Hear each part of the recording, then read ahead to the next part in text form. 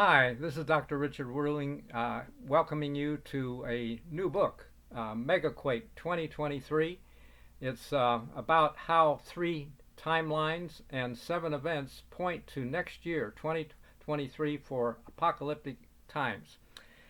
Uh, Seismologists and scientists see the increasing crescendo of activity on the Pacific Ring of Fire, and they say calamity or disaster is coming to the West Coast. They just don't know when. It could be tomorrow. I don't think so. I think anything huge like that, God will give us a warning. And I see in Scripture that there is a warning. Let me explain first of all. I believe that God sees the end from the beginning. In Isaiah 46, verse 10, he says so.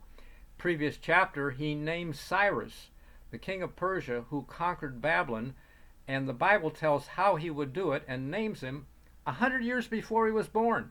Okay, Cyrus was so impressed with the God of Israel because it gave his name in Isaiah the prophet's writings from Jerusalem 100 years before Cyrus was born, and mentioned the two leave gates that were left open. Cyrus diverted the river Euphrates, marched in under the wall, no loss of life, and when he saw that God named him and mentioned the two leave gates, he paid for Israel's, he freed them from Persia and bondage and let them return to their homeland, and even helped pay the way. He was that impressed. Okay, well, I think God knows our time too, and I happen to predict war with Iraq based on this vision here at the time of the end, Daniel 8:17, of a ram and a goat. A goat flies from the west and stomps a ram, breaks its horns. The horns are the kings of Media and Persia, but today those areas are Iraq and Iran.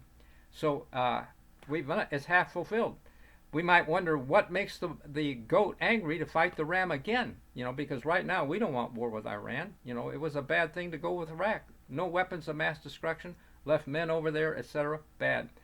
Well, the Bible also says in Zechariah 14 that the day of the Lord comes, which is the end time period, and nations are gathered against Jerusalem.